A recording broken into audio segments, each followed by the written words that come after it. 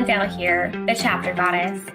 I am a mom, author, blogger, freelancer, podcaster, producer, and overall creative. With this show, I really want to focus on creatives and bring their authentic self to life.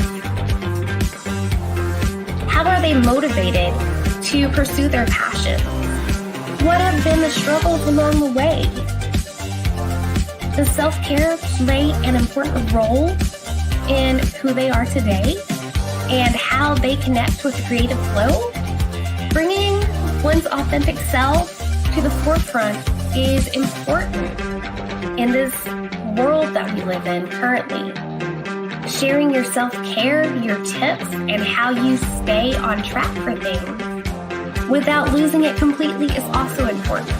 Self-care is not talked about enough, and authenticity and self-care are what I like to highlight with my creatives, as well as getting to know them.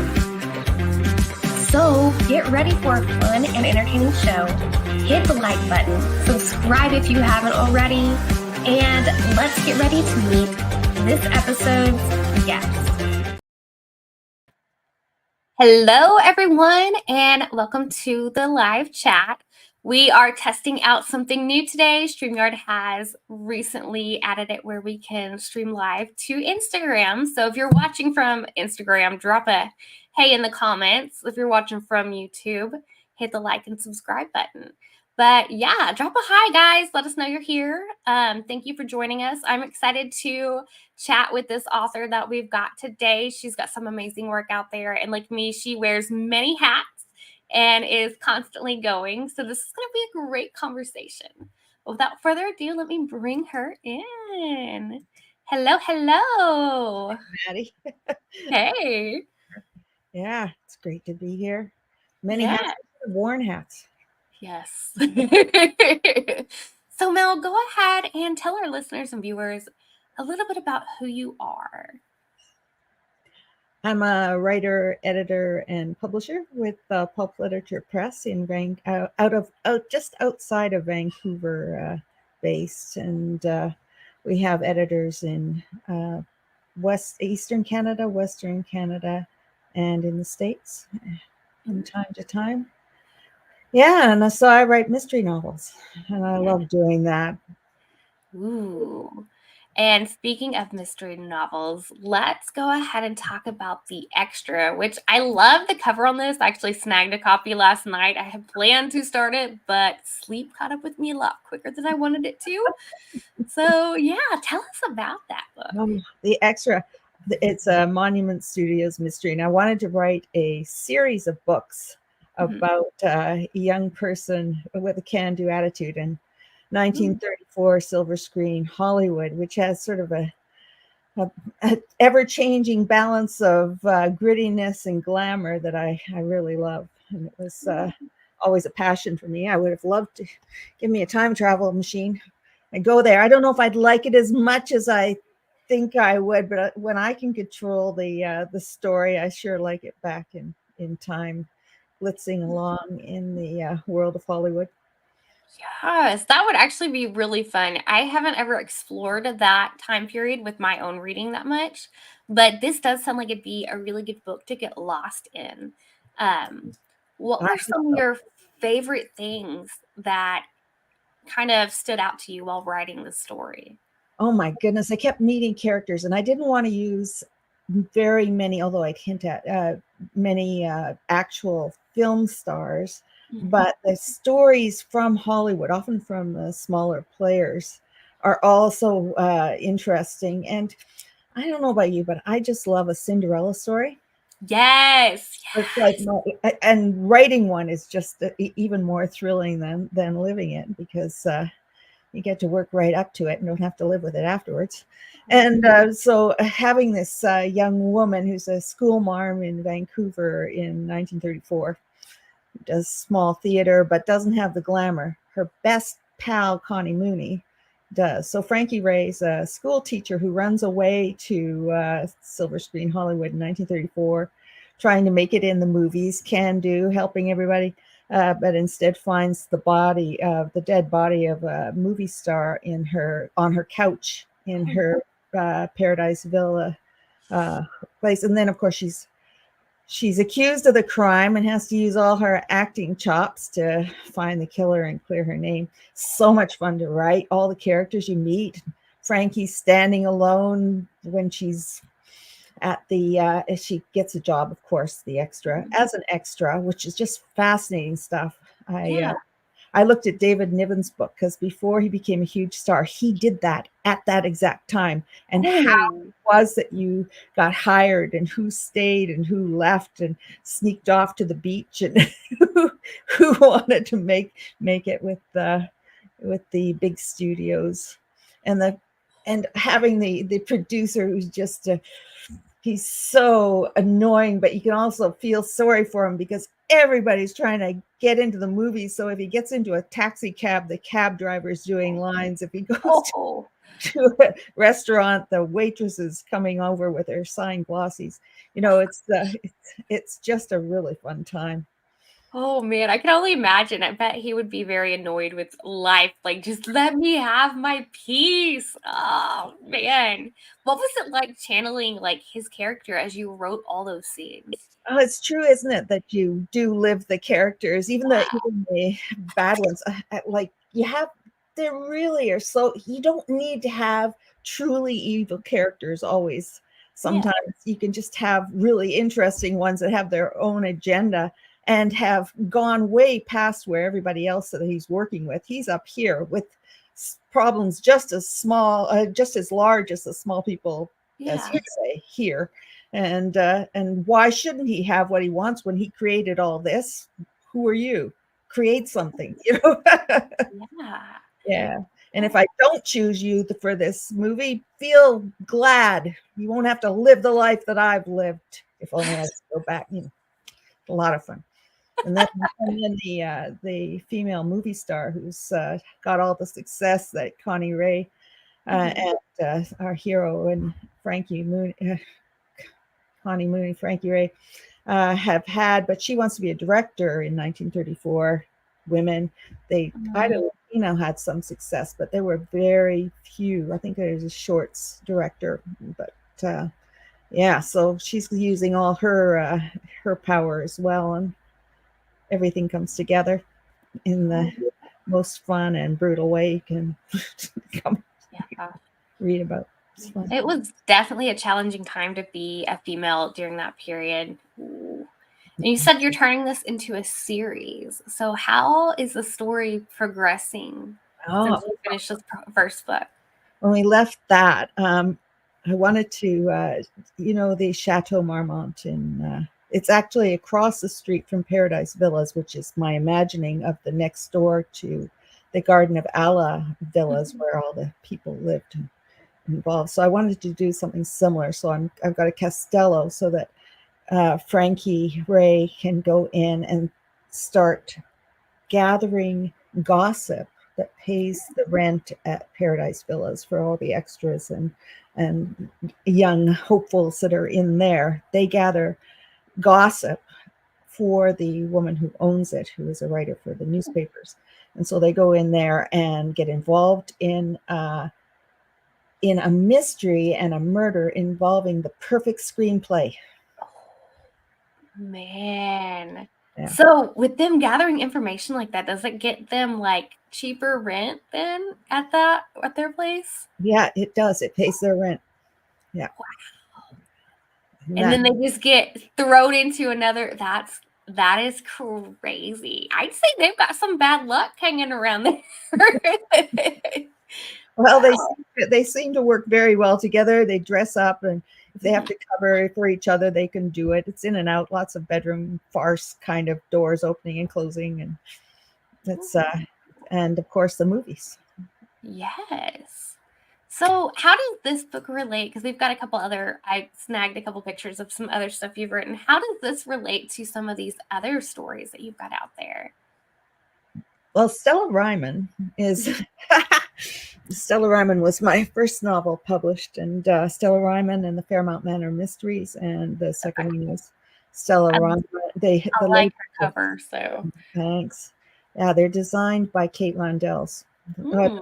The Stella one is the second Stella one is designed by Kate Landell's. And so the second one is the labors of Mrs. Stella Ryman, and a third one coming out this coming year. The Search for Thelma Who. So she's an octogenarian amateur sleuth stuck in a down at heel care home. You'd be cranky too. Yeah. And so she solves mystery after mystery after mystery.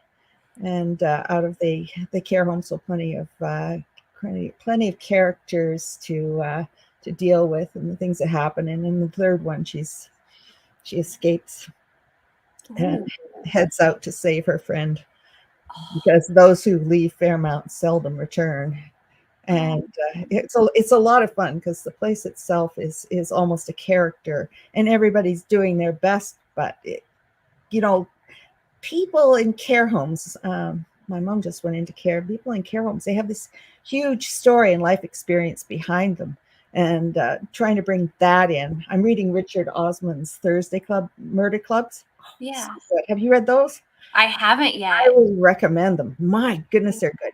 But a big focus on the story of the people that are now in his case, independent living, in my case, full care, and how they bring that. And so often you just walk by it and you see a person, you don't realize they've got an insanely rich and important life behind them, with them.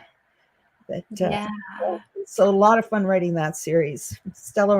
Stella Ryman, and her friend Thelma, who's blind, macular, and the mysteries that they solve together are like a good sidekick.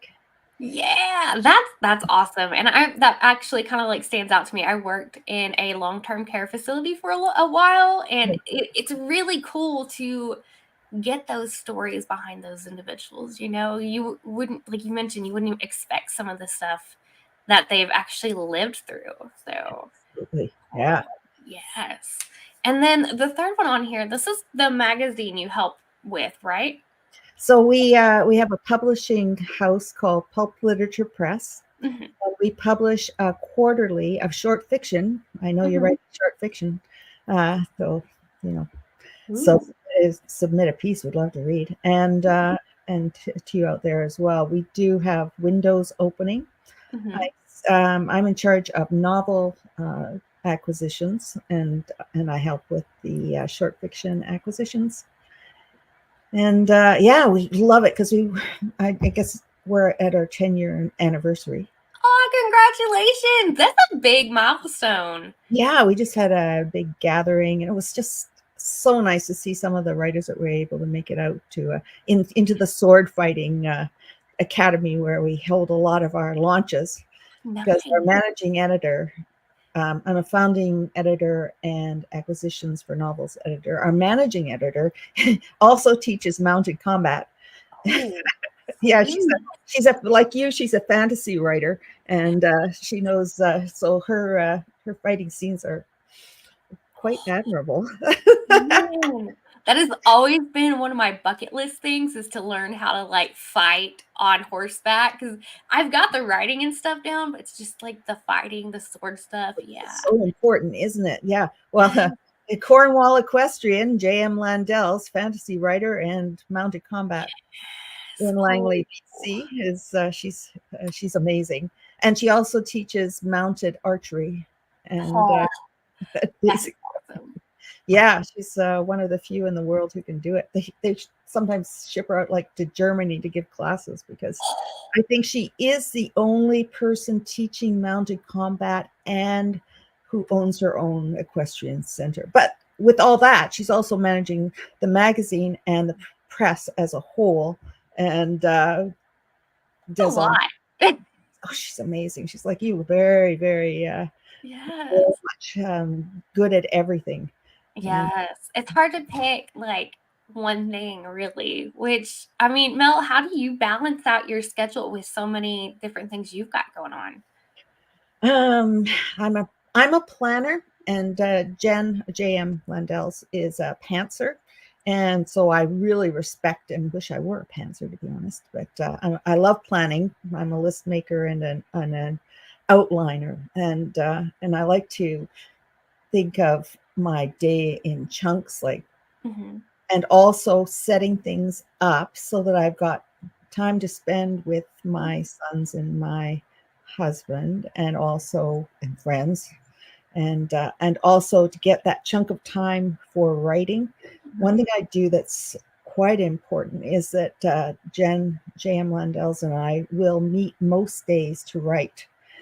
We write our own things, but that sort of sits us down in a spot, connect just online, and we'll write and read in a supportive group. It's not a critique group. It's a safe space where we write for an hour. These cards that Dale Siegel made up. So we'll write for an hour and then read what we wrote, which is so great, Maddie, because you want to have written something to please the other person who's listening. Something has to happen in that, say, 1,000 words. Anywhere from 500 to 1,000 words that you walk away with. Okay, so that sounds like it would be an even like a great idea too for like people that are burnt out, which I say that coming from me because I'm struggling with burnout right now. And that sounds like a great way to kind of like get back in the swing of things too. Because you've got that person there and you're like, oh, if your brain's like, oh, I'm writing crap, like I can't get anything out.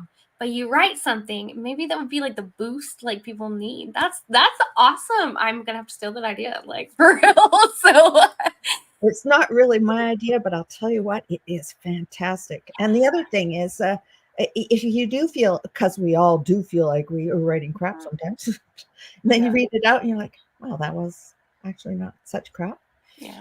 Use everything. Yeah. And when you do the math, it's not that, if you can write 1,000 words a day, a few times a week, you've got a book. If you're writing to either an imagined flowing pantser doing, or like me, where you're writing directly from your outline, but trying to surprise yourself at the same time. That's the trick. And half a year, you've really got a book ready to be edited or at least polished.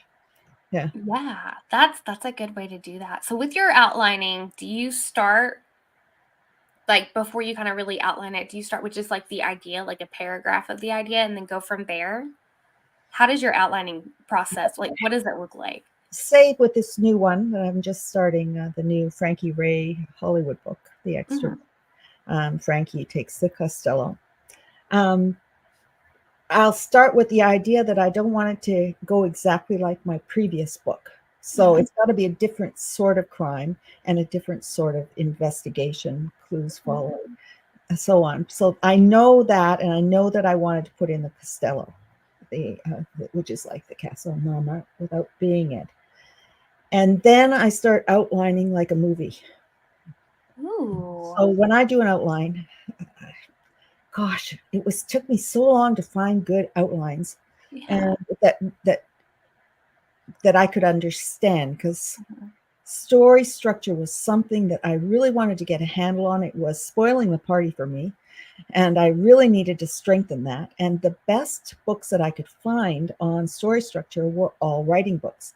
The Save the Cat book I love. The storybook by McKee is great, and so on. And there's another one, 30 Days to a Novel by a romance writer called Karen something. You'd find it by the 30 Days to Write Your Novel title. Really good. And so I'll start out by writing a sentence of what my theme is. And I'll write my theme out. For example, this one's about sticking with it. Because next thing, even if you think you're a million miles from it, the next success may be this far away, this kind of thing, and all the possible quotes and ways of saying that, just so I got the theme in my mind, so that will come through for the whole thing, and just and then knitting it together. I love that. I'm a list. If you love writing lists, then you probably love outlining. Yeah, I've kind of shifted from being a pantser to more of like a planner because I've found that it's a little bit easier on my brain. Also because I do a ton of lists for different things like chores, things I've got to pick up the grocery store, things I've got to do during the day, like that, all of that kind of stuff. So it does help a little bit more. And that seems like just writing out the theme, that's something I'm going to have to add to it instead of just because I've always been one to write like almost like the synopsis kind of thing, like the rough draft of that, and then do it like a little bit of chapter by chapter bullet points. Mhm. And I like that the theme thing that kind of seems to keep you focused on what you're going for too. Yeah, it really helps for figuring out what the turning point's going to be 2/3 of the way through the book, where it's going to end up, what you're writing to. And the knowledge that you've got another book beyond that really opens things up, because if you don't accomplish one thing that you were really hoping to, it's wide open for you in the next book, which is why I love writing series. Oh, yeah. And series are a lot of fun because you can do a lot with them. So, ooh. So Yeah, with you this never have series, go ahead. Sorry. I said you never have to say goodbye. Yes, that is true. And it's hard to, when you do decide to like say goodbye, you're like, oh, but I really don't want to. Oh. So with these two, the extra and then the Stella Ryman stuff, how has it been in writing the series? Have you used similar, I don't know, routines to kind of create those outlines and stuff? Yeah, I'm a big believer in having a big chunk of time, because otherwise you're not going to write your 1,000 words or whatever it is you're trying to 500 that you're trying to do. But you want to come prepared to that time, because you know how hard it is to carve out an hour or an hour and a half worth of writing time, drafting time. It can be really tricky. So if you come to it prepared. So I'm a big prepared mentally, so that you can sit down and write without having to think, oh my gosh, what am I going to write? Or just writing whatever comes into your head, which might be useful. But I found that when I was first writing the extra, I wrote several drafts of it before I was doing a lot of the outlining. And I found I was writing and writing and writing hundreds of thousands of words. And it wasn't until I started taking the time outside of drafting time to think, okay, what's going to happen next, and where does that fit into the entire thing, and what was my theme again, and how can I make it pop for Jen, who's going to be listening at the group. Yeah. Ooh, I like that. Yeah. And that comes down to the writing for one person too. Ooh. They say you write for one person, and then that makes it easy to write a good book, hopefully, and for the greater audience, for your larger readership. So do you create an avatar kind of person when you do that, when you write for just one person? I just try to entertain and write the best I can, so that at the end of it, I won't be going, well, that was pretty crap. But it's a really safe space. It's not like a critique group, which I was in and was helpful way back when. But I found that critique group, the authors in it, in the most helpful way possible, tend to critique it in the way that they would have written the book. Yes. Which, if they're much published, listen if they're not much published, but be very careful that you're not trying to do something that is more their practice than your own. And and those can get pretty brutal too. So ours is totally supportive, and we find that our writing is actually better now that we've moved to that particular model of an hour. And I like that, because I was part of a couple of critique groups on Facebook for a while, but they got very almost like toxic, mean. Like you couldn't put anything up. It would just the comments would explode, and half of them would be just like, oh, you don't need to do this if you're doing that. And you're like, I didn't even list the genre or anything. I was just asking for thoughts. Yeah. Like on a cover image or something. And it's like, whoa. I've never done it online. I've never done critique online. Yeah. When I did it in a group, it was almost toxic, except we were all laughing so hard that it wasn't quite so toxic as it could have been. But it was still pretty brutal. Yeah. There's something wrong with your work, and I don't know what it is. Oh my gosh. That is insane. There are like an occasional like good groups you can get into, but after like just the few times I posted like a couple covers, it's just like, oh, I'm just gonna ask a few select author friends instead of you guys, and I'm gonna do some research. Like, Yeah, not doing this again. Ooh. it's true. I find that the support, once you maybe critique when you're starting out, just to get you past that part where you think everything you write is perfect, that beginning bit, and sort of gets you past that. But once you're past that, I really feel like the writing, you know enough about writing to know what's good in your own, and then if there's something like I had a bell going off and it should have been a tone, something like that is helpful. Yeah, and it also do you utilize like beta readers too with your work? I feel like Yes, that makes a big difference. beta reading.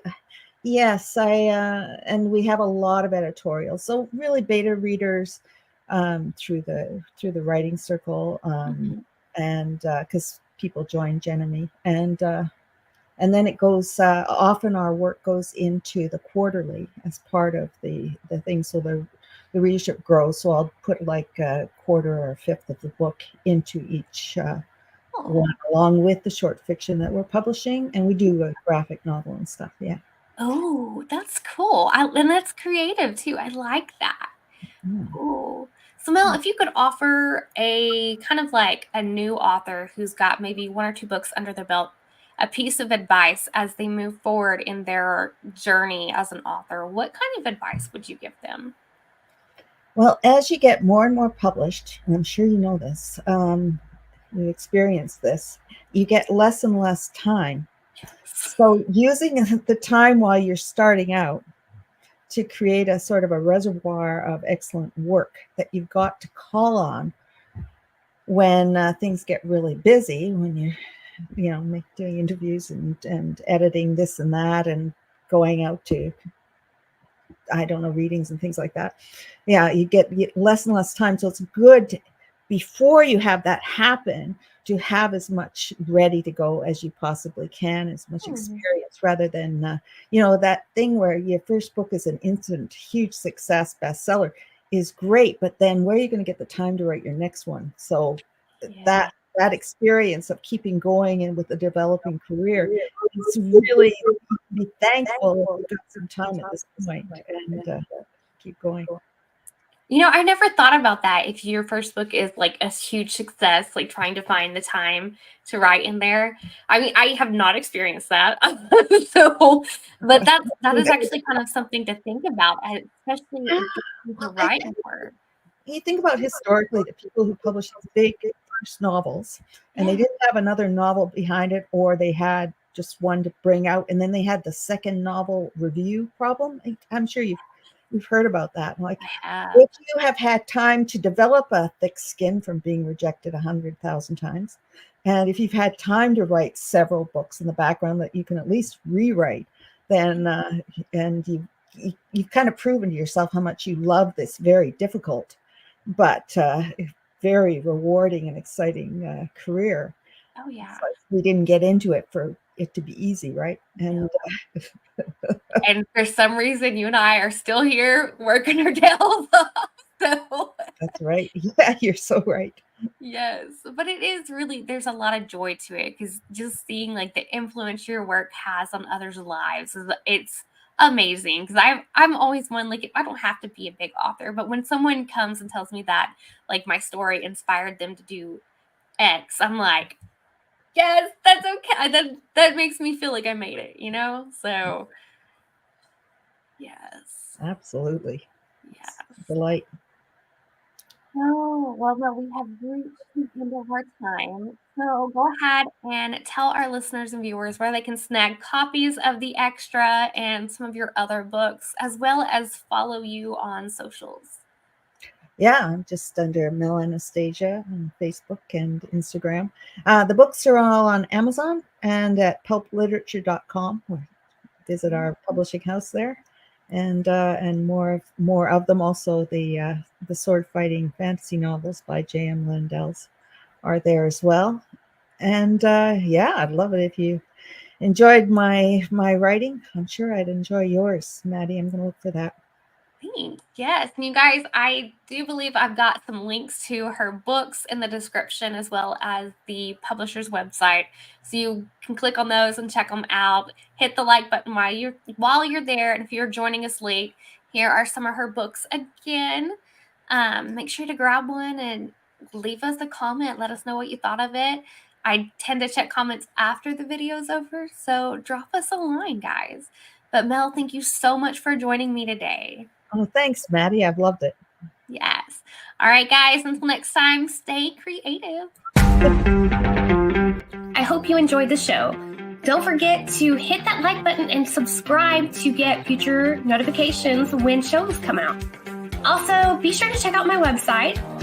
I have a blog featuring this creative with some other fun and interesting questions. You can also subscribe to my newsletter there to stay up to date with all things the chapter goddess and Madilynn Dale. Once again, thanks for watching and have a great rest of the day.